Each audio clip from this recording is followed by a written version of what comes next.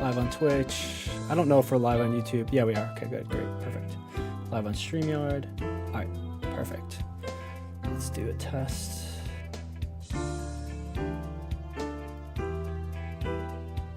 Okay. All right, you ready to go? Yeah, I guess. All right, go quiet, and I'm gonna start everything. Okay.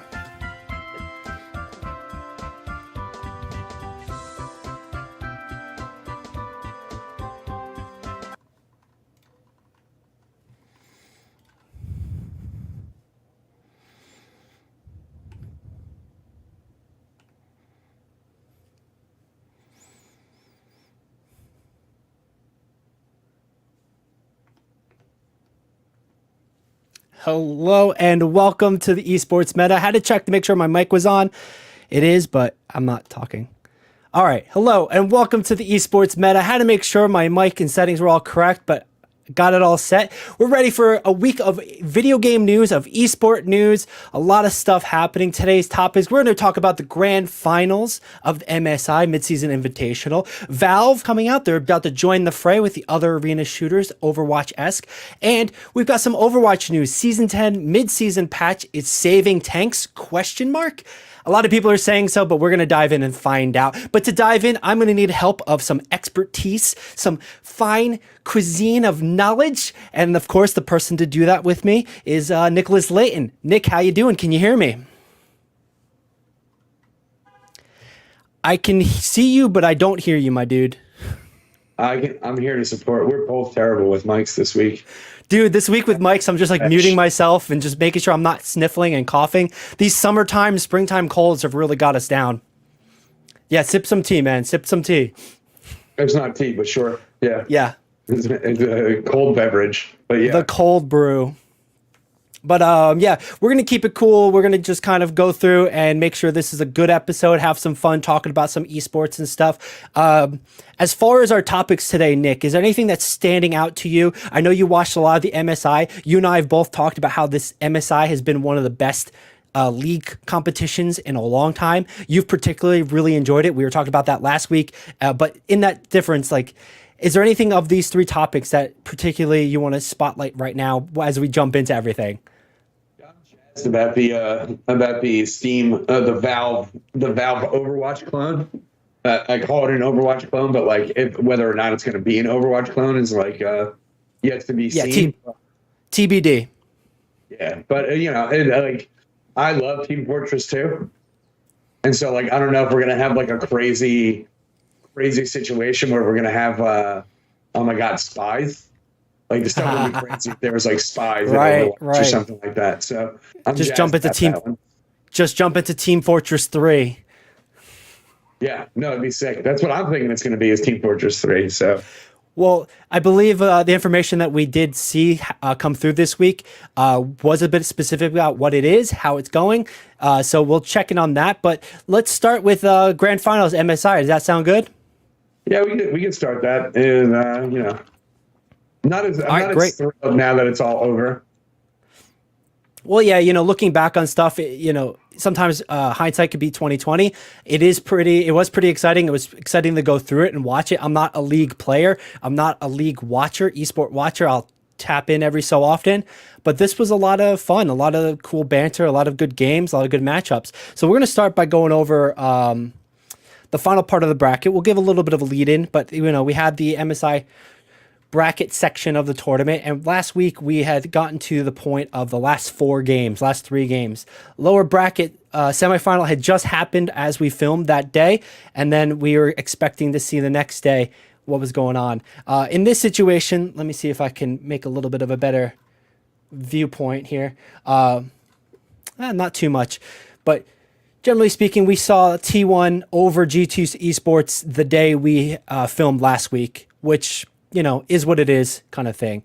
We didn't know who they were going to be playing in the next game because that required the winner, the loser of Gen G versus Billy Billy. And it seems Gen G ended up pulling a 3-1 victor over there. Nick, feel free to stop me at any point if you want to talk about these games, but I'm just going to kind of walk through each point, like the scoreline, and then we'll go over like the prize pool and whatnot. That's fine, man, because basically like it was a super fun time. up until lower bracket semifinals. I did not enjoy the last 3 matches of MSI. They were extreme letdowns. Extreme letdowns. Well, why were they letdowns, my dude? They were boring. They're just boring. They were not good viewership. They were like fine for like a person who's like really in the trenches for like League. If you were watching like Chovy, and you're watching like certain little micro things. Yeah. But like overall, it was it wasn't entertaining to watch. And like even some of the players weren't having fun playing a game. Right. Let me bring us back to the double screen so I can prep us for this next thing. But like, it appears a little bit of a controversy with this is that some players were upset that, what is it, lane swapping, right? And like, Nick, I talk to me like I'm an idiot. Talk to me like I'm a 5-year-old who doesn't know anything about anything. What is lane swapping in League of Legends? Why is this player upset with it?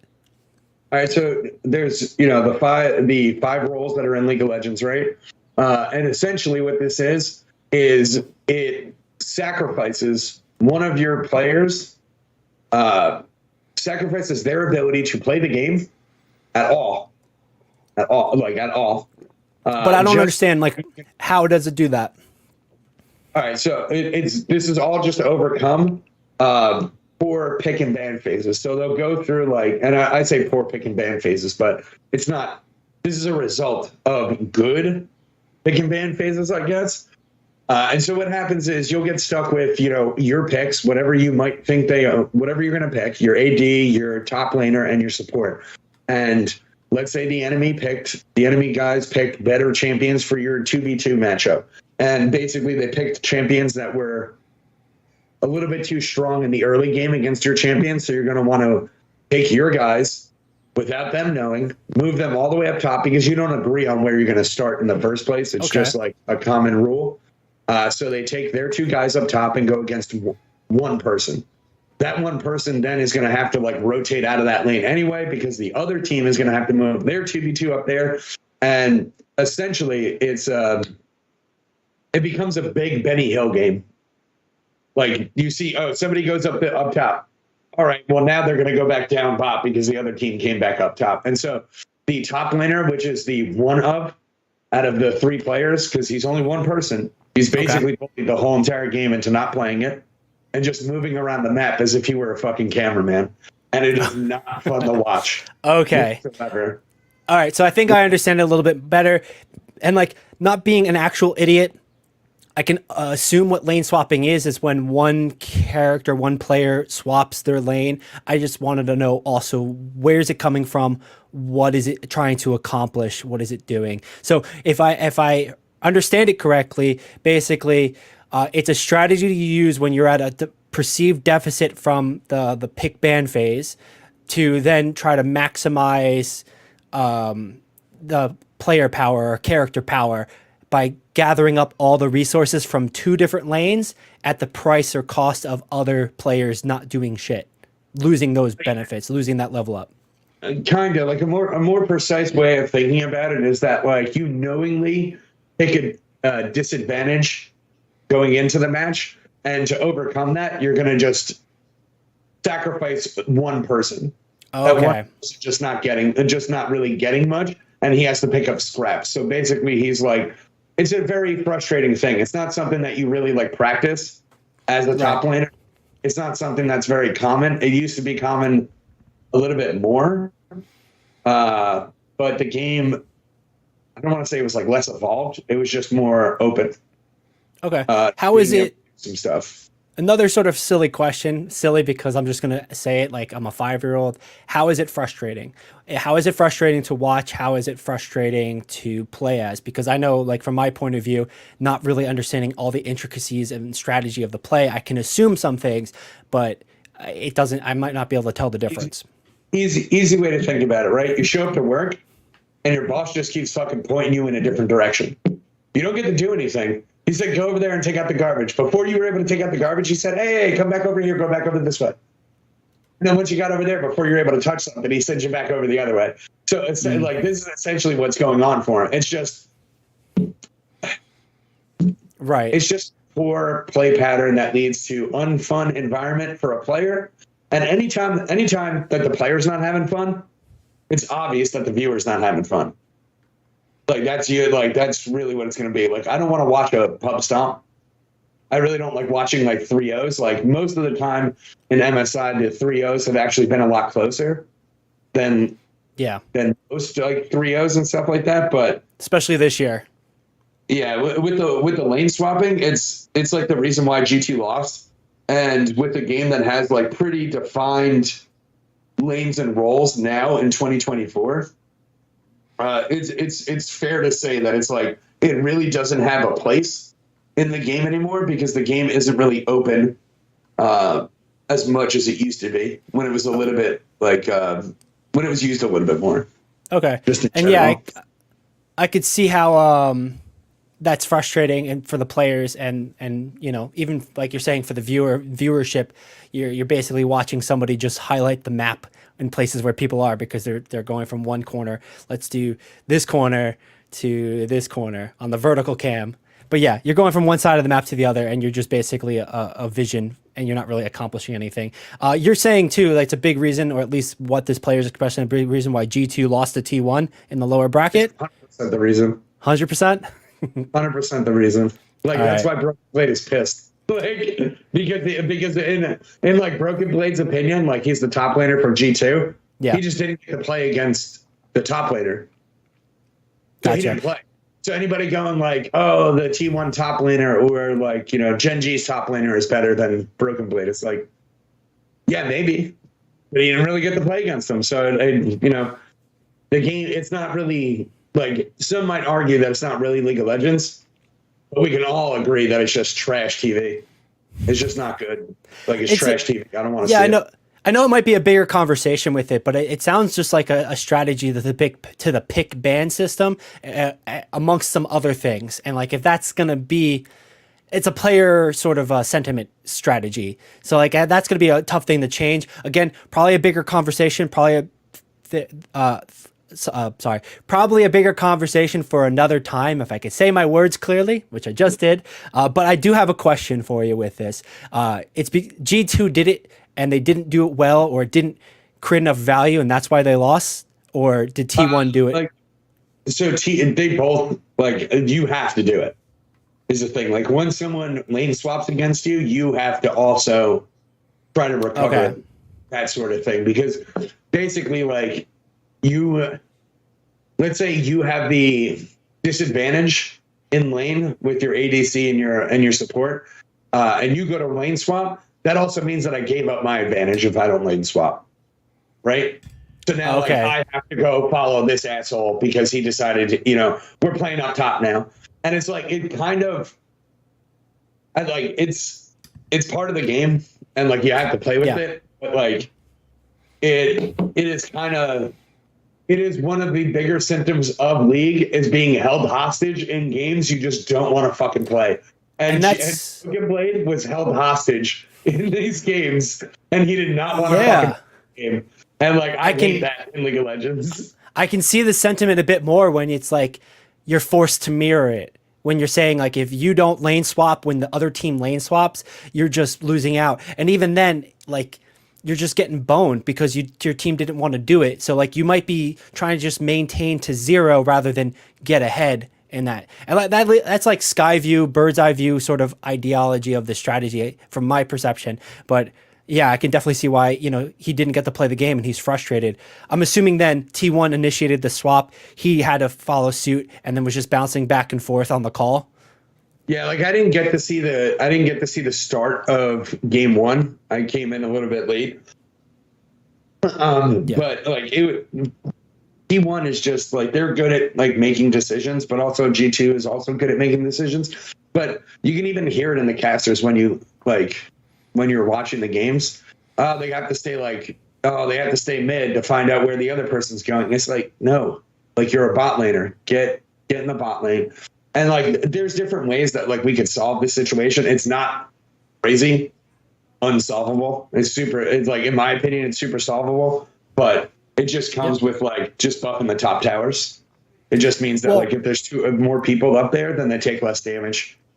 Well, it seems to be a conversation the whole community is having, the competitive league community as well as the casual one, or the competitive comp mode community.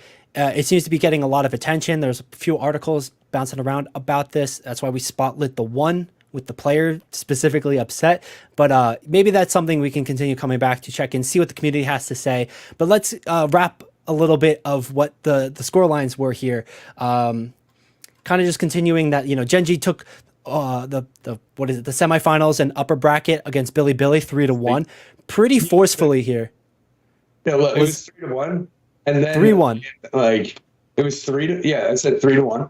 Okay. Right. And then they had to face him again after Billy went down to the loser bracket. It just became a repeat. And what did I say it was going to be? What did I say was going to happen?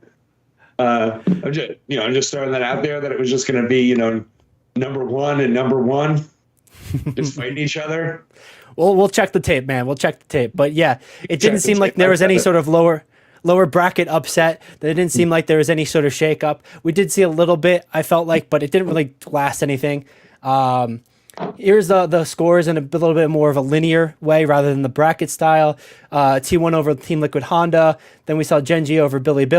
T1 over G2, which is what we were just talking about with lane swapping and being the focus of lane swapping. Billy took it over T1, who brought him 3-2, which was kind of interesting. There was some magic in that game, it seems. I'm not sure if you caught that one, if you have anything to add on that game, or swaps. More swaps. Yeah. The whole thing was swaps at the end, man. Like the whole thing was just unbearable swapping. So it sounds like, or seems like, T1 initiated this swap meta, or it was understood from the beginning that this was like the end game secret ace in the hole kind of mentality, perhaps. And then, like you said, you kind of pigeonholed. But it's interesting that if T1 initiated and beat G2 on that front, they try to do the same against Billy. Billy's able to execute it better, at least to the degree where they win 3-2 in the overall series. Yeah, it's just about getting past the point of like where you can actually scale in the game. Because if you're not scaling, like then what's the point of lane swapping?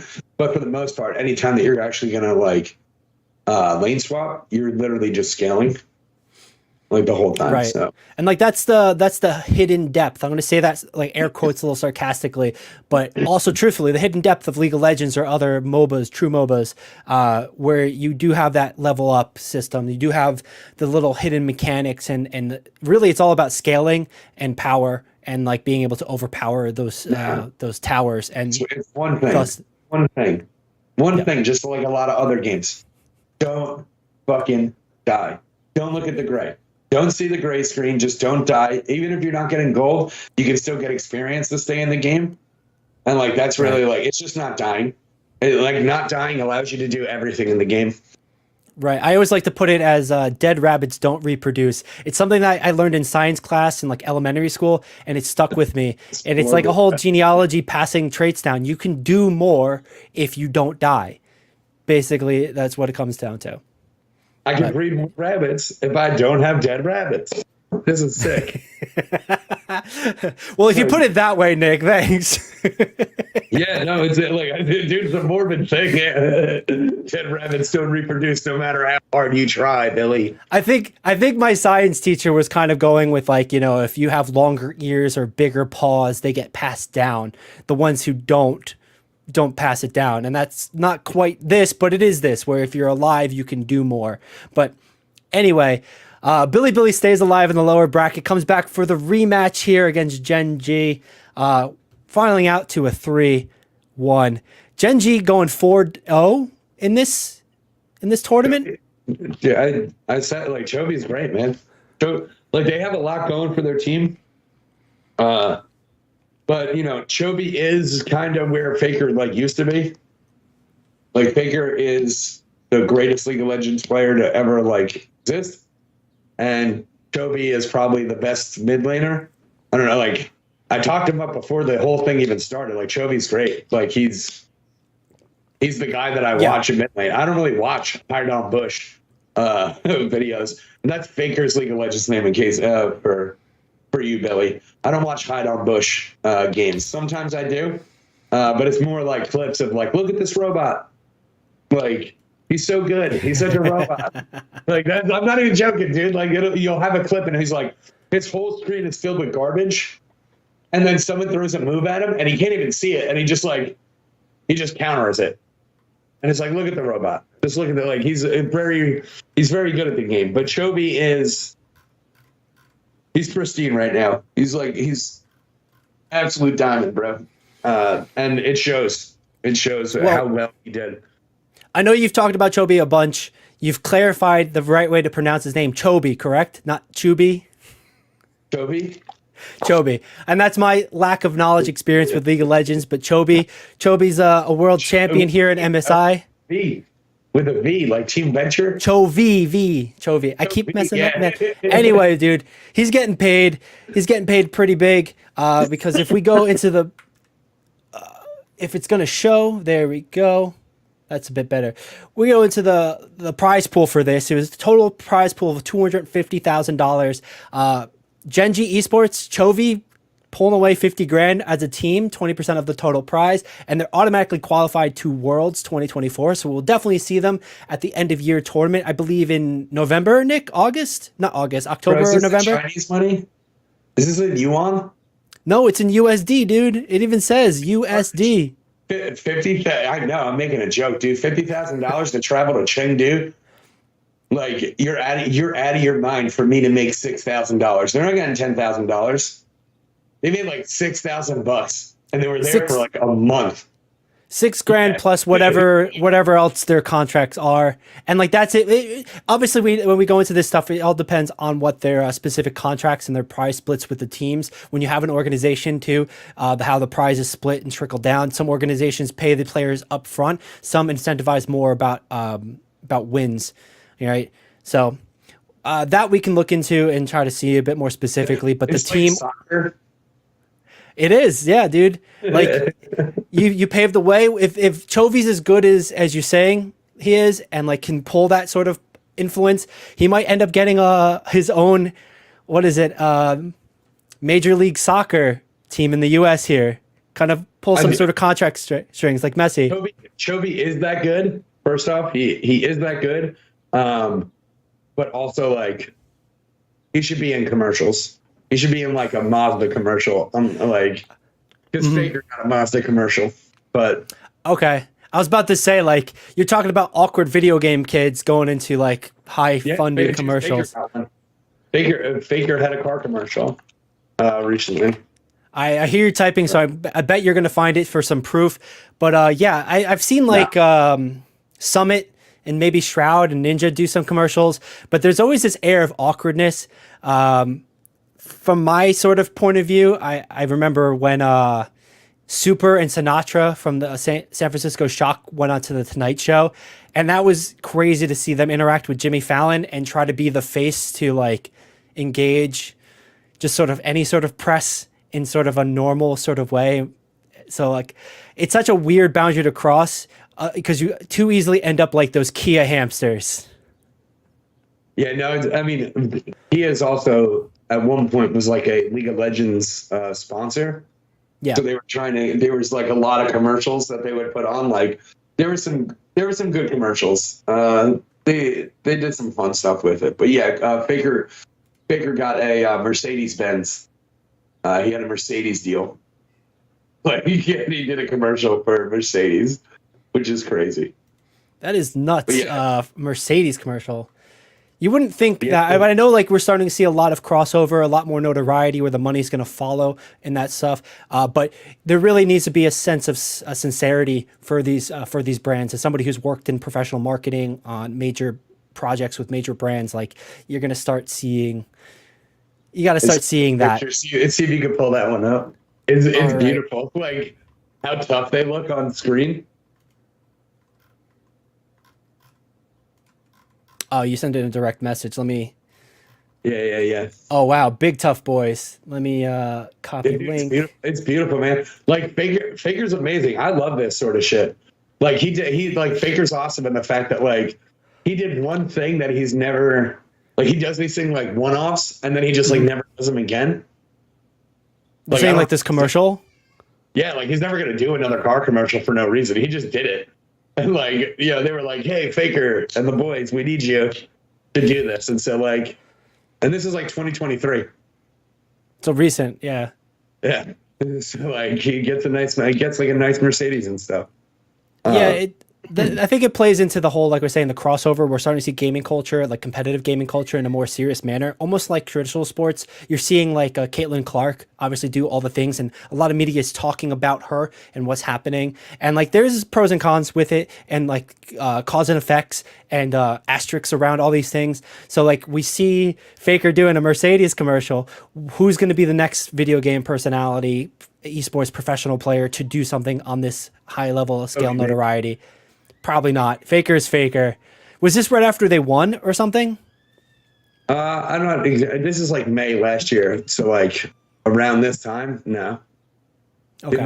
They might have won like their thing. I can't remember. All right, because sometimes it's associated with like a big sponsor for a tournament, so they do a big fanfare with it. But that's nonetheless pretty cool. A lot going on. Let's take a look at the rest of the prize pool here. The split. Billy walked away with 40 grand for spending a month in China, in Chengdu. T1 30 grand, G2 25, and then 5th, 6th Team Liquid and Top Esports pulling 20k, and Fnatic and PSG pulling 15k for their quote unquote performances. I know PSG did a decent job. It was a lot of fun. They didn't really win any maps or rounds, but they were a lot of fun to watch, and walking away with 15 grand. I don't know how that feels or what that does, but yeah, they're a Vietnamese team too, right? Yeah, I believe they were the Vietnamese team, PSG. Yeah, they did awesome. They did really, really awesome, and 16,000, is great for them. But I wanted them to get extra spots. Like I felt like if you took like top 8 as like a non-top 4 region, you should have got like an extra spot for Worlds. Yeah. Okay. Yeah, we were talking about that, where it's like you have extra people coming in, you have more representation if they made the record or the qualifying points of the situation. But yeah. Yeah, I'm just checking. Otherwise, MVP, I don't think we really need to talk about it. There's a pretty overall great tournament, barring the last 3 or 4 matches, like lane swapping, making it boring specifically for you. But it seems to be a bigger case against players, a lot of frustration. So we'll see how that goes. Overall, great event, a pretty solid prize pool with a solid showing of teams and strategies and play. A lot of excitement. Any final thoughts on your end about this tournament before we move into our next subject? No, just we'll have to see what happens with lane swapping for the most part. Yeah, and we'll see what happens, but who knows? Yeah. I think at this point we're gonna jump into just kind of talking about what's it called, the new hero shooter, the hero arena shooter from Valve. I gotta change up one of the scenes real quick as we talk here, but let me go into browsing, and then I'll edit this. But Valve's got a new hero shooter, Overwatch style, reportedly, and there we go. That's not great. Valve's new hero shooter in a Overwatch style called Deadlock. And that's interesting because I think they've got some screenshots from a Twitter account, and we've got some talk about the name, etc. So Valve's new hero shooter, let's run through the article here. It's a reporter published a video on YouTube claiming he is currently in a closed alpha of a game called Deadlock. Competitive game that Gabe, follower, is ended up sharing a bit more on this. So let me get out of studio mode and let me make sure Twitter's safe, because we don't want any sort of crazy Twitter bombs on this first. Yeah, I don't have a hobby at Twitter. I'd rather not just get insta banned because of some crazy Twitter thing. Okay, back into this. Like Caitlin Clark something. I'm like, I have no idea what's going on with any of that. So apparently some of the testers have been sharing some of the screenshots for this game. We'll go back into the article, but here we can just kind of see a straight up instant look at the game. hero shooter abilities. We've got aiming. In a little bit, you'll see it kind of gives me a bit more of a Valorant hero shooter kind of style vibe. But the article is claiming it's like an Overwatch-esque. But I guess people also criticize Valorant by saying it was, you know, an Overwatch-esque game of CS:GO. I already feel it. Like I already had pretty strong opinions on the Marvel one. I could already there's no shot that this is going to be popular. Well, it is a closed alpha. It's hard to like sort of ultimately tell sentiment and feeling. It's just the art and the colors just don't work. It's like a Fortnite mixed with Overwatch, and the colors aren't vibrant enough. So it gives me like a oh my god, what was that one Halo clone that like everybody was jazzed about, and the game just like it just looked exactly as you could say it. It just didn't pop on the screen. The only thing I'm thinking of is like the only thing I'm thinking of is like older games, and I don't think it was Shadowrun. Definitely not Shadowrun. No, it's like Shadowrun is the precursor to Overwatch, my man. That was I know Shadowrun's pretty solid. But no, it was like Split or something like that.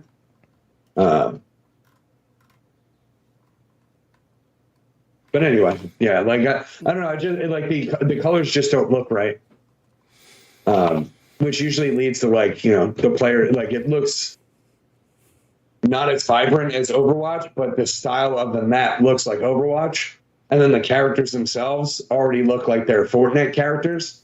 Yeah, and it'll probably be like a third person shooter, which I think hero shooters need to be third person shooters. Really. But yeah, I think they work a lot better that way. Well, I think you touched on a lot of interesting points with this. Overall, we're seeing a lot of hero shooters come out now, and in a kind of era where you wouldn't think, like 2016 is when Overwatch won Game of the Year. I think it was the first shooter to win Game of the Year, and that's like what, almost 10 years ago, 8 years ago at this point. And now you have Marvel coming out. It's doing a closed alpha not closed alpha, an open closed alpha. So it's all over the place right now. Valve is announcing they're doing a closed behind the scenes alpha test with just like testers. So it's interesting. A lot of developers are choosing to make this style of game right now. Whereas like you talk to any Overwatch player or anybody in the video game scene a year ago, 2 years ago, when these projects would have started, at least they would say like, this game is dead. Like, don't even bother. Don't even go for it. I mean, it's like interesting, right? Like, what's wrong with Overwatch? Like, it's like I know Overwatch. Like, what's wrong with Overwatch? Like, I'm sure there's like things to tweak, but overall, is there anything that's glaring to be like, damn, this game is trash? And like, that's kind of not the case for like Blizzard games in general. I'm not gonna no Diddy, but like, this is like absolutely. Cough, cough, Hearthstone, cough, cough. Cough, cough, Heroes of the Storm, cough, cough. I don't play Hearthstone, and Heroes of the Storm actually is like a fine game. It's just not good enough. Like, these are fine games. They're just not good enough. So like, what's wrong with Overwatch that this is going to solve? I really enjoyed Heroes of the Storm. I just think it's such a hill to climb for League of Legends or any sort of like competition in that sense, because you've got Dota and League of Legends, and like, those fan bases are just going to be no, because it's not the thing I love. Like, they're very territorial in that sense, and it's not an attack or a judgment, but I think that like Heroes of the Storm failed because it was competing with League, not because it was League, but because of like the community basically. Overwatch didn't really have that. And I think I love Overwatch. I'm the Overwatch guy in this podcast. We'll talk about a bunch of other games that we both love, but like, that's kind of more our sections, our expertise on that. Speaking with that here, then wouldn't that make the challenge of these games like a Marvel Rivals or Deadlock, or Valve developing Deadlock or Team Fortress 3, wouldn't that make their challenge to kind of just meet it? Because like, we had Paladins before, we had a couple other ones. Actually, you brought up a good point earlier. We were discussing this in pre-production. Let me get that site up. But there's also a game called Nyan Heroes, where Nyan Heroes is fun. It's not as good as like Overwatch, but it is an early access game. The art style is fine. The colors are fine. So you can see what I'm saying, right? Like, look at the colors. like the colors are engaging for people who like to play video games, just in general. Like all the other colors in the Marvel one, in the Valve one, they're all muted. It's not engaging. It makes it feel like boring sometimes. You know? It's a little bit lifeless. Yeah, like right here, he's just jumping at people, and you're like, that still looks pretty fucking cool, like, you know. And this is like an Overwatch clone, but it is, again, it's like a third person shooter. I think any hero shooter or in general hero game works better as a third party, but you know, that's my opinion. Right. And like to the topic of like a third party game, third person game, not third party game. Yeah, my bad. To the topic of a third person game, I think it's fine, but the controls need to really feel good, really feel smooth. I like third person games. Like Gears of War, I wasn't a super fan of, but they had really great controls when it came to like traversing and competitive gaming and shooting. And that's one that I think work. That A what's up? button did work in that game. It was like absolute monster of a button in Gears of War. It was real smooth hitting that A button. You up against the wall, A button. You trying to get to another wall, A button. You trying to dash and ride along a wall, A button. That shit, like, it cooked. 100%, dude. 100%. Because I hit that A button so much.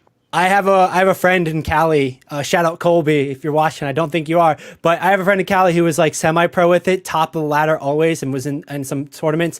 Never took it to the next stage. I think partly because of he was like 13 at the time. But dude, he had to buy so many controllers because he destroyed the A button. Yeah, like that game. Dude, it held that game together, man. It was great. Right, and like it didn't feel bad when it did that because I know some games will.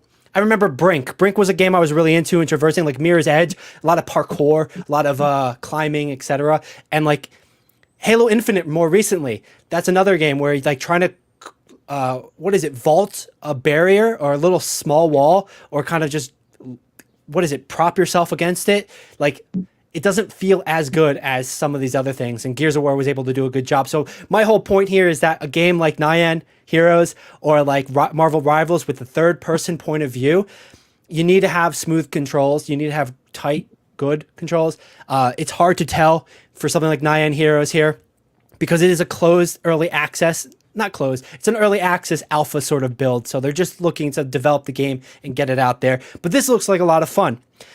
Going back into the Valve thing, like you said, excuse me real quick, going back to the Valve game, you know, there's less of an excitement because it's more muted. It's more realistic tones and stuff. And that's a definite art choice. And maybe that's what they're going for because they develop games in this sort of manner. And they like the idea of CSGO. Maybe they're hitting that demographic a bit more, whereas Marvel Rivals was definitely trying to hit like a world market, maybe an Asia market, Pacific market. But sorry, go ahead, man. Nah, man, I don't think CSGO players are the ones that you want to bring. Like, yo, we're going to get like some smoke clouds and shit in this game. We're going to bring down airstrikes. They're not those players. Like, they're not looking for like funky nonsense, random shit in their game at all. Like, at all. They want to know that they can shoot really far away, very accurately if they stand still and shoot their weapon. Like, so like, they're not the crowd to really like pull in. Like Valorant took like a few people from it, but even then, like I personally don't like how Valorant moves. I would love to see Apex like just package their engine up and just start selling it out to people. And I'd like Overwatch to do the same thing. I think Blizzard is an idiot for trying to keep making Overwatch instead of just selling that engine and letting everybody give us like great games. But like that's like of course proprietary information. Say that 5 times fast. That's of course proprietary information. The Blizzard Activision, now Microsoft, is going to hold on to that. They might distribute it amongst themselves, sell it to the same companies within Microsoft world, but they're not going to give it to like Riot. They're not going to sell it to Riot for regardless of how much money it is, because it's like use it for Halo. What's that? Grab it and use it for Halo. Absolutely, like, I'm with that. Just use these cool engines, man. Like Apex is great. Like Apex engine, the way that it works, the way how smooth it is. Like that's why I have like a really no faith in like in this Valve one. This is the first time I'm seeing these screenshots, and I'm telling you, it's the exact opposite of like a person who was imagining Team Fortress. Well, even like Yeah, sorry to jump in, but even with that, this is the first time a lot of people are seeing it. Like, not just because of our audience and we're sharing with our wonderful audience, mirror, like, and subscribe, but it's also because it's like first time it's out. It really just released and leaked this week, and like you can see the specific details that they're trying to do. Even like this cable car wiring up here, whatever they're trying to do on the high rise, they're more focused on the details here. But that's a lot more visual clutter. So maybe they are looking for like that precision mentality, which may or may not hurt the game, like we're talking about. In a hero shooter, you want wacky stuff. Lucio? Is this just I don't know. Here and everybody's Lucio, and you get to ride the lightning on the power lines and stuff like that? Like that's what maybe it's how the payload. Maybe it's how a payload or something pushes through. Because then, if we go back to the fourth screenshot here, a couple of the things is you have all the different terrain things, and that feels very Overwatch-esque. You have the high wires here, and you've got the green neon thing walking through it. Like, I don't know if that's like a pathing for the hero or a pathing for the payload, kind of like pointing you this direction. Here we go. But then you also have in the top right here, talking about lanes. And I know Overwatch, we have lanes, but it's more so considered routes than lanes. Lanes is something you talk about more in CSGO and League of Legends and Valorant, where it's like, okay, here's subway side, here's, side B, gate A, door A kind of things, and like, obviously, League of Legends is a lot simpler, top lane, bottom lane, mid lane, and then jungle. And it's pretty uniform in that way. So I'm curious by those three things that I just spotlit. The map design is kind of Overwatch-esque, but then you have this floating neon wire color thing happening. Is that what's going on there? And then you have this map with colors kind of orienting you, telling you what's going on, which way to go, and they're calling it lanes, saying they have 4 different lanes to get to this midpoint. So like, big question marks. I'm sure somebody's talked about it online, and if somebody knows, leave it in our comment. We'll take a look at it. We'll do our expert analysis, but it's interesting to see how this goes, and it'll be interesting to see what kind of friction points it runs into, because I agree with you where it's like the color palette was the first takeaway I had, and it feels muted and dull. And like that's not necessarily a bad thing, but it could be a targeted thing, and that could be boring. If Jubilee would look stupid in your hero shooter, Jubilee the X-Men. If Jubilee the X-Men would look stupid in your hero shooter, it's going to suck. That's guaranteed.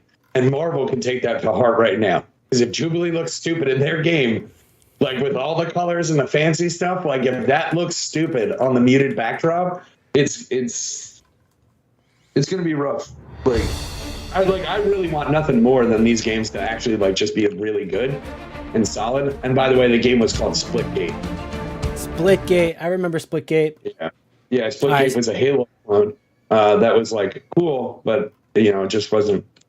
It just didn't do enough. It added portal mechanics to Halo. Like it's like, what was wrong with Halo? Well, in their opinion, nothing, except for you just lack portals. So that's what I'm saying. Like, what's wrong with Halo? I mean, what's wrong with like Overwatch, right? Yeah. Like, what are they going to solve? What problem is the player base seeing that they're going to solve?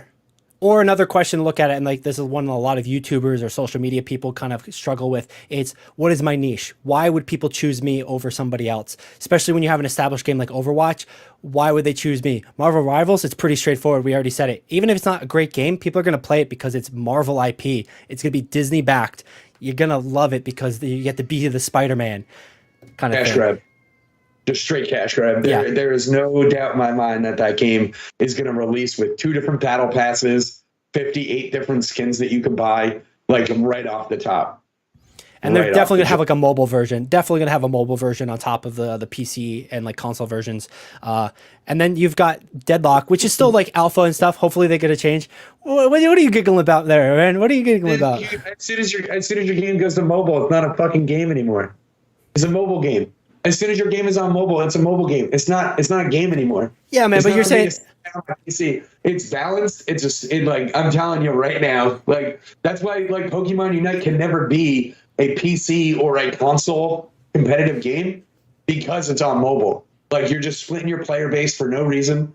Like it's just like Overwatch. Playing on computer versus playing on the Xbox, and I can't use a keyboard and mouse. It's just splitting your player base. So, wow, they all love doing it, but I don't. I don't know. So It's just like me I don't like, disagree with you. I don't disagree that there's a lack of competitiveness, a true competitiveness when you get to like a mobile, because it's hard to like to not police it, but just like kind of, you know, corral it into like a true competitiveness. Pokemon Unite, PUBG.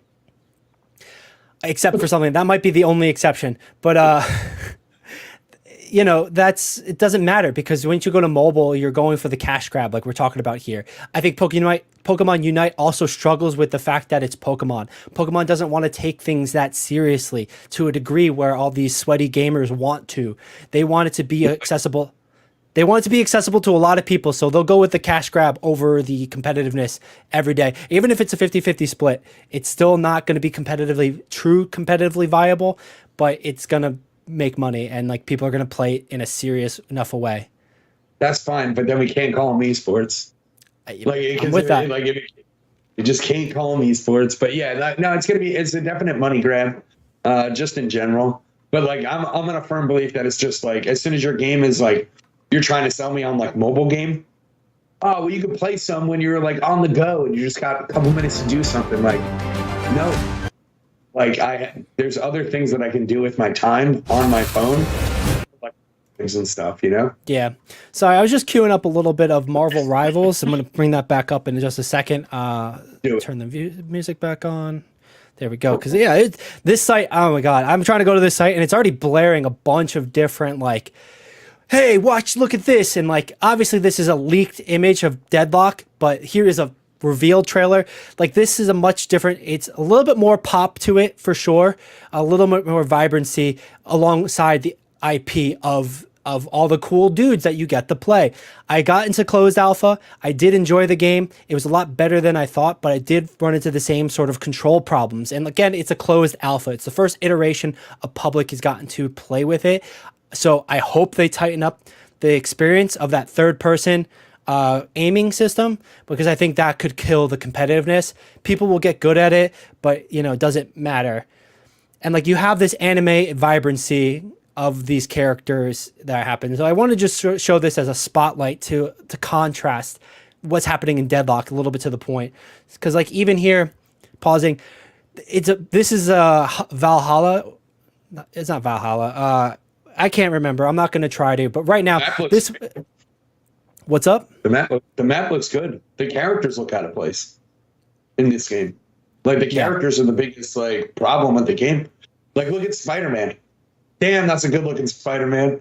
Like, well, I think I paused it at. I do think I paused it where he's getting a buff right now, or he's doing a power up. So like he does, but again, alpha. I've played some alphas. I know. Yeah, I've played some alphas, tested some alphas before, and like there'd just be the checkered boxes floating around kind of things, no texture and stuff. So like, credit where's credit's due on this. Is a pretty solid. It's a live alpha testing. They're going to go for like an early access, I'm assuming. But like, either way, yeah, I feel the backgrounds look solid, super sick. I do feel like the characters are a little bit floaty. I think, to your point or my point, I feel like they might be they need to be more vibrant, or you feel like they need to be more vibrant in Rivals at least? Their whole character models are off. Their character models aren't good for this game. Like animation are fine when you're like looking behind it, but like, look when she goes up, when like hell is bombing down on people, even right here, it doesn't look good, right? Like, the abilities look fine. Look at Strange. That looks awful. That looks awful. Like, it's just the way the characters move. It looks like they're put on the map and they're not in the map. Yeah. Okay. So actually, honestly, that's some of the feedback I provided in a couple of the surveys I did with the closed alpha. Everything feels floaty. Everything feels like you're ice skating. Like, and it does look like you're ice skating, like you're saying. Like, you're not part of the environment. There's no step, no footprint to your step. It's just that you're like floating, moving while you're doing the animations. Again, closed alpha, so I'm not like too critical on that. I would like to see that updated as they get to an actual release, even if it's an early access beta release. But I agree with you on that one, and I get that point with it. Just like lessons to learn if we talk about the Deadlock. Yeah, what's up? Just like, look at that. Like look at that information on the screen. Like, so this is. Well, yeah, and I know like UI is one of the easiest things to fix, and Overwatch specifically had so many different iterations of the UI when they're in beta into release. And then even after release, they've done so many different small changes that you don't even realize until you look at a video from like a year, 2, 3, 4, etc. Each interval, you can see a dramatic change. But anyway, not to go total shill on that. It just looks like they're blending in, right? Like they're kind of like melting into the map almost. Like a person who's colorblind is going to have a real hard time with this. Hi, but me, I'm colorblind. And like it does remind, like it looks like, you know, Overwatch, except they're comfortable with your character just getting lost in the sauce, which is like, and like again, Alpha. I gotta stop stuttering. I'm not being a shill. I'm sorry to be a little bit of voice of reason. Relax. The last time I'm gonna say it, it's an alpha. I want that to change. I want to see that change, but that is very. I want to see the beta. Give me the beta. But that's a very, very astute criticism of that, and I agree with you on that. We've talked a bunch about the Valve game. We talked about a bunch about the Valve game. We've kind of talked about what we'd like to see happen with the Valve game or with other hero shooters, and how it is interesting how we're seeing a almost explosion of hero arena shooters happening in this manner. Any final thoughts you want to touch on that we didn't get to fully explore? Apex, get in on this shit. Right. Apex, get in on it. You got you'll beat everybody. I firmly believe that if they made like an Overwatch style game, they would probably just end up like winning in general. Dude, we were saying that last week when we were talking about Apex and like how awesome it would be. And I did finally get to see that clip of the hacker dropping in like 60 bots on a dude. Zombie tower defense mode, amazing for that game. And then arena shooter like that. Use the characters you already have, plop them in, and just have it like 5v5 in like a section of the map. I'm sure if like somebody's doing mods, they could do it themselves and just kind of test it out.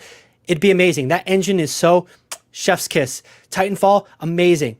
Not the best story, pretty solid story. A lot of fun to play, but like that engine was. It's good enough to make me think that I need to go back and play Titanfall 2. I haven't, but it's a good game. It's almost got me. It's almost got me to play Titanfall 2. I'm not going to do it. I'm not doing it. Titanfall 2 though, dude, man. Titanfall 2 was a solid competitive game, let alone the PvE stuff. So like even if you want to go into comp PvP or just casual PvP, it was a very solid game. And the movement was really what made that game a lot of fun. And like it comes down to that engine, man, the engine and the physics. Yeah. I mean, I also would, you just made me think of this, but like I really would enjoy more PvE stuff that isn't, not the Overwatch style. Like I like a small story of like PvE stuff. Like Overwatch stuff is like cool when they do like the PvE things. But I think like a lot of these games would be like super fun. Like I think Apex and Overwatch could have like a nice Destiny-esque campaign. But like, you know, they're like, it makes no money, and it's like attach skins to it. Like I don't know what to tell you, dude. Like you're afraid it's not going to make money. Do something, and then add skins to it, and then you'll make all your money back. We'll see if EA does it. They have the opportunity, but I think Blizzard has squandered the Overwatch opportunity unless it comes out as something completely different. Because I think Bobby Kotick sold that out real fast, real hard, and like. I can't say from personal experience. But I definitely have seen a lot of people talk about it from personal experience, and there's fingers to point and blame on that. And like, it's such a missed opportunity. Even seeing an Apex Legends or Overwatch anime series like Riot's done with Arcane.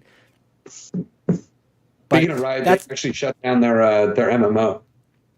Yeah. I don't know if you knew that. Yeah, they just just canceled it, went back to the drawing board, and everybody was I know they stalled it out, and they're gonna like regress it back, but yeah, a bigger conversation, a wholly different topic. But we're gonna move into another different topic, but kind of related. If you're ready for it, Nick. Let's do it. I'm just looking for the go sign. Let's go. We're talking about Overwatch Collegiate Championship happened this past weekend. Here are the competitors. Some names you don't know, some names you do know. Winthrop, Northwood, Maryville, as well as Rutgers, our Scarlet Knights. I know we have connections to Rutgers here in New Brunswick. Not too far from either of us, but you know, good old New Jersey school.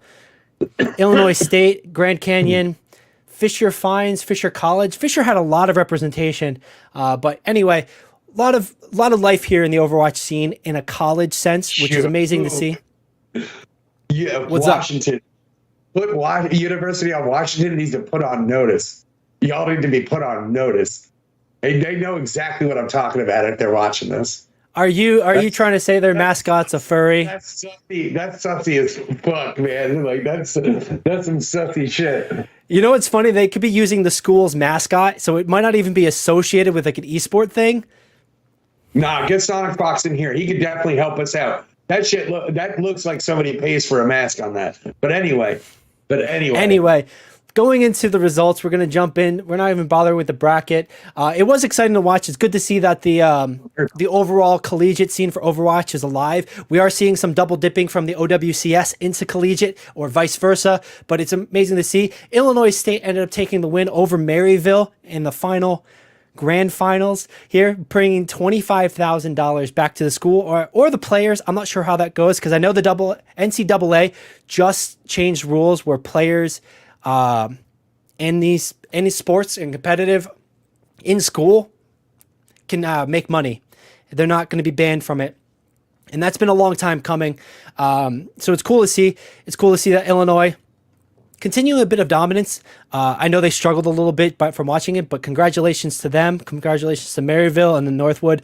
A top three that you'd almost expect with their former Overwatch pros.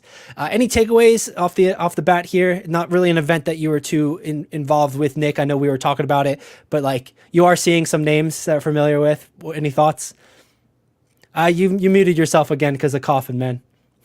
Yeah, I'm familiar with three names. Illinois State and Maryville.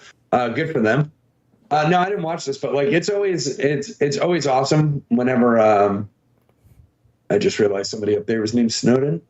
Anytime that like these colleges are doing this, it's like always really, really cool for players to know to go to one of these schools, right? Literally, it's just another pull for them to, grab people to come spend money, get a college degree, and play video games along the way. You look at Fisher here. Fisher's got the same icon. They've got 3 teams representing themselves. Are they that good?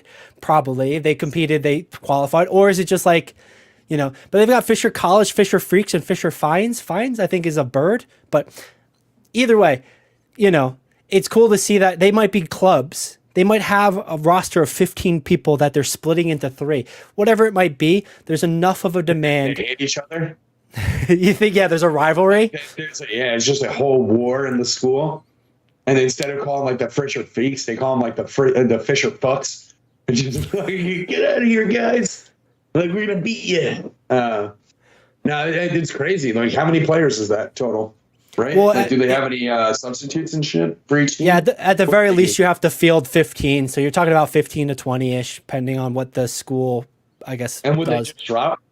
Like, let's say, do they have like enough substitutes? And like, let's say Fisher College, right? If one of their players can't play, are they just allowed to just steal the Fisher Freaks?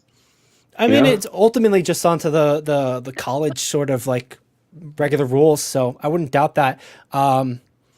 Basically overall, the point we're making a little bit of fun of, having fun with, is that there's a big demand. There's a lot of players there. College scene seems to be alive. They've got some vibrancy of it. There's got some money involved, some notoriety. You're competing against former Overwatch pros. You're learning from former Overwatch pros directly, playing with them, playing against them. So a lot of cool things happening here. I think a big takeaway for this, like I said, is like looking towards the college scene is going to be the way to move forward. It's going to be how many Big Ten teams play esports? Like Rutgers part of the Big Ten, right? Yeah. That I don't think we've kind of seen them go into the packs. I think that's more of an old school, archaic sort of for football and like hierarchy lineage of things. As far as Big Ten goes, I think because like you talk about college basketball, college football. It's so hard to delineate who's better than who, because it all comes down to tournament invitations. And then really Big Ten just means you're the Big Ten people who get the most money because you have the bigger sponsorships, because you draw the biggest audience on TV. You sold the biggest broadcasting contracts. So they have it though. It's called the Big Esports Conference, and there was an article 2023 in September, so not that long ago. And it's literally like for its inaugural esports season, the Big Esports Conference will feature competitions in Overwatch 2, Rocket League, Smash Brothers, Ultimate, and Valorant. And that's not an unusual thing, because they literally do the same thing already right now, like with football or with any other like sport, wrestling, gymnastics. The colleges in a certain conference or division are going to compete across the board with that. So esports is a new realm. They're starting to develop that. I wouldn't doubt that it's same. I would question the validity or the competitive integrity of it for right now, because it probably feels more for show than for anything else. But I'm interested to hear what you have to say on that. No, I mean, probably just for them to get out, right? Like get out and like just say, hey, we have it. And then if they want to, like, if they see it as a nice venture, they'll go into it. Yeah, no, that's a fair point. And we want to see more of it, of course, because this is going to be the foundation of competition moving forward, especially for an Overwatch who had a professional league, try to franchise it. And then the developers like, nah, because of sketchiness, the same sketchiness we talked about before. But, yeah, this is going to be the way forward for stuff like that. It might be the most sustainable way forward as well. It's also interesting that like this article was done. Was it done before that? I'm like moving out of my own frame. Was this article was done in September 2023? Was this before Nintendo set like the new rules and the new standard for Super Smash Brothers, where like you have to go through for like everything that's worthwhile? So yeah, I just got the link from you. Let me see if I can bring it into better frame for us. Here we go. It was written in September. I believe that Nintendo rule thing dropped in like October or November. I remember them talking about it like, oh, we're only 6 weeks away from one of the biggest tournaments in December. And like Hungrybox was upset. I think this was like slightly before, but it might have been something. Dude, since I went to Rutgers back in, I'm not going to say, since I went to Rutgers, there's been Smash clubs. Not that kind of Smash club. There's been Super Smash Bros. Clubs, Melee, Brawl, Ultimate clubs that you can go play, compete in tournaments. The clubs would hold tournaments that would bring in regional talent as well as national talent. Some of the bigger schools, I remember going to Penn State in Pennsylvania, going to Philly to compete.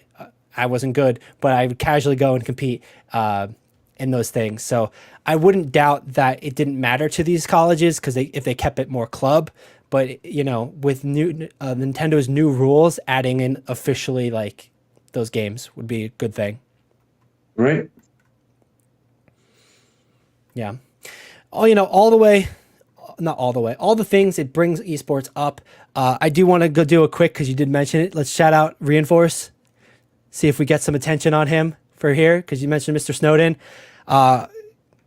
Overwatch League talent.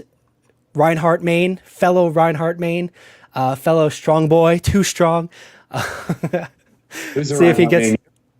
Let's see.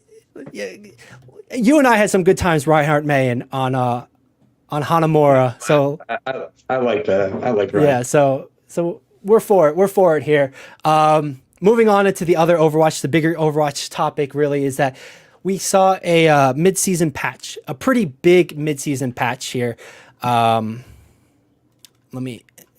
Mid-season patch. I should probably do that when you're talking, but I just don't want to forget it. We saw a really big mid-season patch come after this director's take, basically changing tanks. We saw that tanks were struggling. A lot of player sentiment was that tanks were getting focused by all the abilities from Overwatch 1 to Overwatch 2. We saw the subtraction of one tank. So going from 2 down to 1, which meant now they're the biggest character on the screen. They're the easiest to shoot. They're the most fulfilling to shoot, because it's like, hey, I hit that headshot kind of stuff. But also for abilities, nades, sleeps, Discord orbs.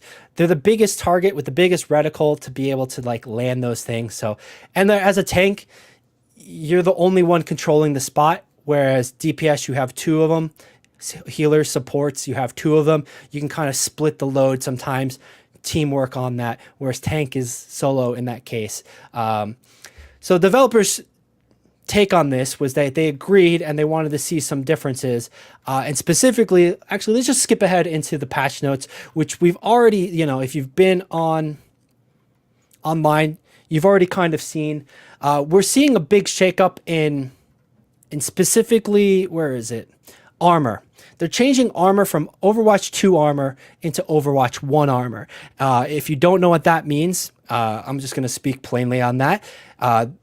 Basically, when they went to Overwatch 2, they gave a percentage reduction to all armor. If you had it, it automatically did this to whatever damage was hit. Just straight up. I think it was 15, 20%, 25% on that. They're reverting it back into Overwatch 1 armor so that if you hit somebody with armor, it'll only reduce the damage by 5 damage. So if I hit you for 100, it'll do 95. If I hit you for 10, it'll do 5. So that's the big change. But then the secondary thing is that tanks now have a passive where its headshot damage is reduced by 25%.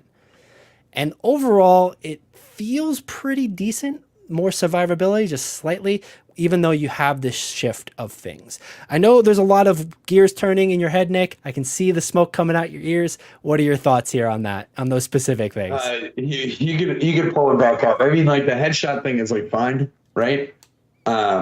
Because like as tanks, you're just forced into doing things at certain times, which leaves you open to, just a bunch of headshots and stuff. I'm not sure how much this the flat damage reduction is going to change anything. In general, I really don't know like too much of the damage. Well, no, you're right, and that was one of the things that was big up in the air because at this point, the season 10 mid patch happened last week. We're a week into it. We've seen sentiment from players, and we've seen a lot of research. And in fact, switching this out real quick, if you're familiar with Cactus Puppy, he's a pretty reputable Overwatch content creator, a pretty reputable part of the Overwatch community. He's a big math guy. He's a big spreadsheet guy. Well, he created a spreadsheet that's going to really tell you the difference of things, what happened, the percentage, and what it's going to do to every... I have stuff like this for League. Like this is, I'm not even going to look at it. Just help me. All right. So I wanted to switch the screen so we could see it a little bit better, but more or less what we're going to see, the big shot characters like a Pharah where they're shooting one projectile and it's doing like a bunch of damage. Pharah Rocket, I think it does 100 or 120 damage.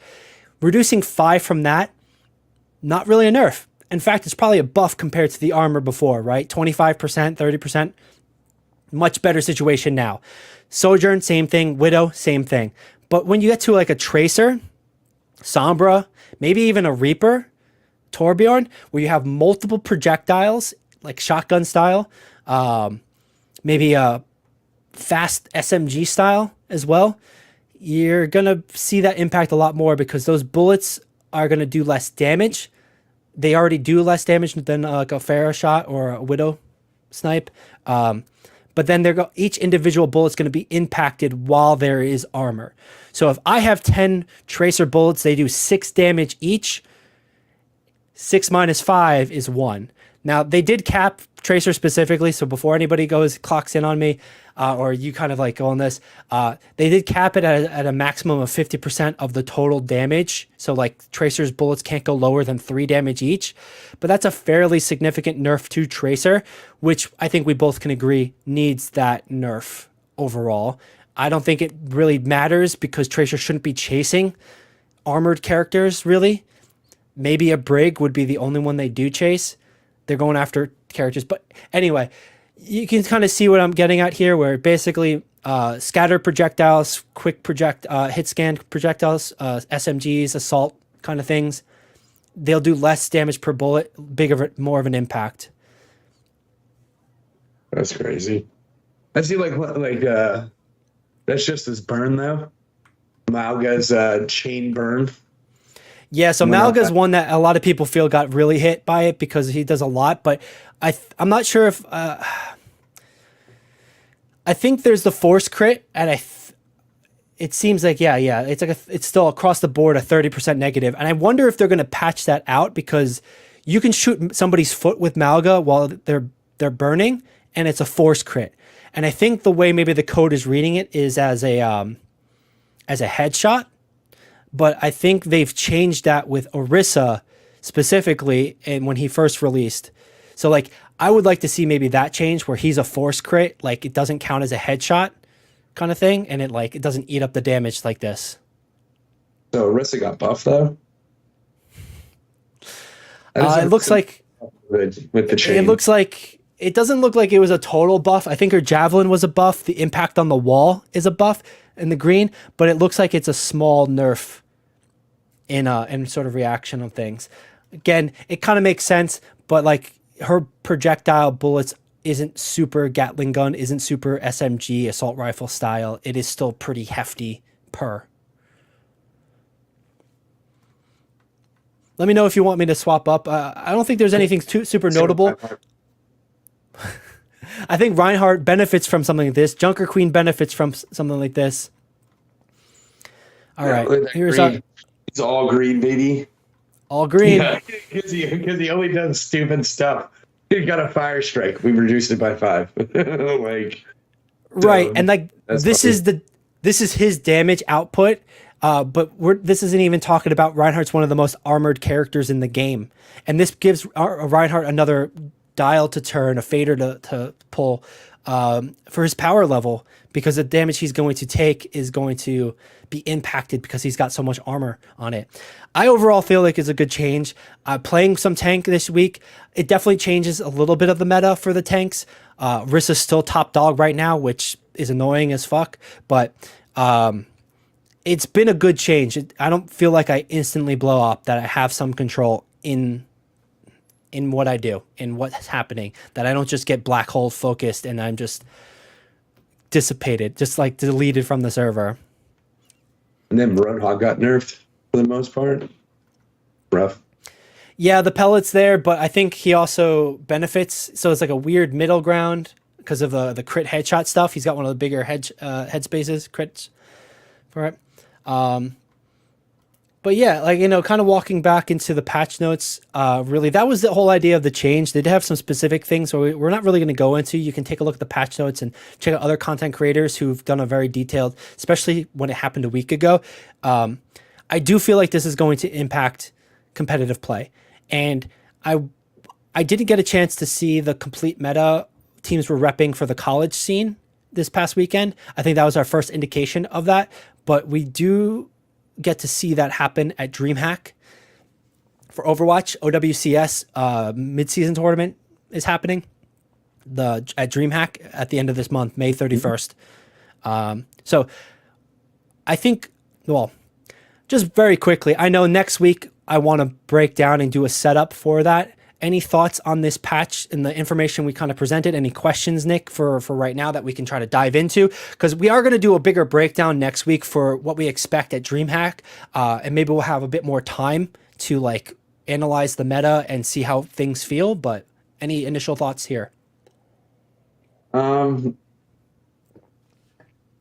It's probably not as much of a nerf as people think, because like all those numbers were just based on their damage. So for the most part, all of like the tanks their general survivability went up, and it shifted their damage off of the tanks onto more like DPS need to do more. Yeah. And like, it doesn't mean you don't shoot the tanks either. It just means you get less value from shooting the tanks, which sentiment wise is exactly what was happening before. It felt really good. It was pretty good just to delete a tank, and the tanks that could survive that, Sigma, Orisa, or a Doom, just to like, you know, jump out of the way, get behind a corner easily, were the ones that were being played. Yeah, that's not doesn't sound fun for tank players at all. It's like really does not sound fun for them. It definitely was a hard time, and I, you know, speaking for myself, I didn't have a great time. I'm not the best tank out there, but maybe we refer back to Mr. Snowden, Mr. Johnny Snowden. Reinforce. How was your experience? What are your thoughts here? Hit us up at. Question. What's that? How often did he get treated like an NPC in the game? Like that's a Reinhardt main. As tank main. As like, a tank main. Like, if you're just getting like the only thing you can do is hopefully survive, and the ones that can are the good ones, That sounds like a very awful experience in general. That mostly was the sentiment across the board, be it your famous Doomfist players, Winston players, the traditional dive players, all the way into the Ramattra and the Reinhardts, the more of the stationary rush comp tanks. But, let's hear what you got to say, Mr. Snowden, or any other tank who wants to jump into the conversation. It's been a week. How has these changes felt? But I think that's kind of it. My thoughts here. I think that's kind of it. We've tapped out all the topics. Any sort of final thing, or what was one of your favorite things this week? This is such a silly question, just a simple, silly question. But like, if you can just like reinforce, calling back to Johnny, if you could reinforce some of the conversation point, one conversation point that we're talking about, what would it be? What was a good thing? What was a good thing? What was a bad thing? What's your highlight, low light from this episode that you'd want to spotlight here? The low light was all except for like one match. League of Legends was miserable for like the last week. It was not good matches except for like one. And I'm being very generous with that. And then like the good thing would just be like, I would just say, I don't have any good stuff related to esports stuff, fortunately. All right. All the stuff that I play is unfortunately in the dumpster at the moment. Spoken like a true gamer, I would have to shout out Chovy. I got the name right, Chovy. MVP. MVP in my heart, one of the best. I'm going to be a converted fan now. Lane swapping, probably my low light. Specifics, I don't like the sound of that. I'm a League of Legends noob, but I don't like the way that sounds. Maybe there's an inherent flaw in it. Maybe we'll see changes on it. Maybe there's something that we just don't realize with it. Probably not. But it is what it is. It's not something you want to copy. And usually fair enough. That's what like pulls a lot of people into esports, right? When you're watching it, it's like, I can do that at home. Like, and no one is going to be like, lane swapping at home, genius. Let's go. Like, it is a strategy that requires coordination. Otherwise, you're just taking advantage of somebody else, some asshole. Yeah, you can just bully them and tell them like, no, we're here now. We're doing a lane swap. And what are they going to do? With lane swapping. Mm-hmm. They can't do anything about it. Like, you're just playing the game. Like, what are they going to report you? Negative attitude? I told you to get out of the lane. I'm lane swapping. I'm like, we lane swap? Sorry, man. Two of us decided on it. Like, I don't know what to tell you. But right, and that's Riot's challenge in this one. Let's see what they say, what they feel, if they say anything at all. Beyond which, I'm surprised at Deadlock. I'm really excited to see and hear more hero shooters coming out. Marvel Rivals, Nyan heroes, Deadlock. It's got potential. I like to see it. As somebody who likes Overwatch, I want to see it, but I want good games overall. I want priority on the good games, but I think that kind of wraps it up for me, Nick. That all for you? Yeah, no, that's it for me. Wonderful, man. Thanks for joining me here today, Nick. Appreciate talking with you on this stuff. Appreciate you guys for watching. If you made it all the way this through, thank you. If you do enjoy the stuff, the content, you know what to do. All the internet things, like, subscribe. It really helps us out, and it's free, of course. It costs you nothing, and it really makes the biggest difference for us because it gets these videos to more people. This is the big call to action at the end. I probably should do a couple more of these through, but either way, thank you guys. We'll be here again next Tuesday, like we are every Tuesday, doing the podcast live, Twitch, YouTube. But if your social media is more your thing, check us out there. We're on all the places, Instagram, Twitter, TikTok, Threads, if you even use Threads, but not many do. But yeah, that's it for us. Thanks for joining us on the Esports Meta, and we'll see you next week. See you next week.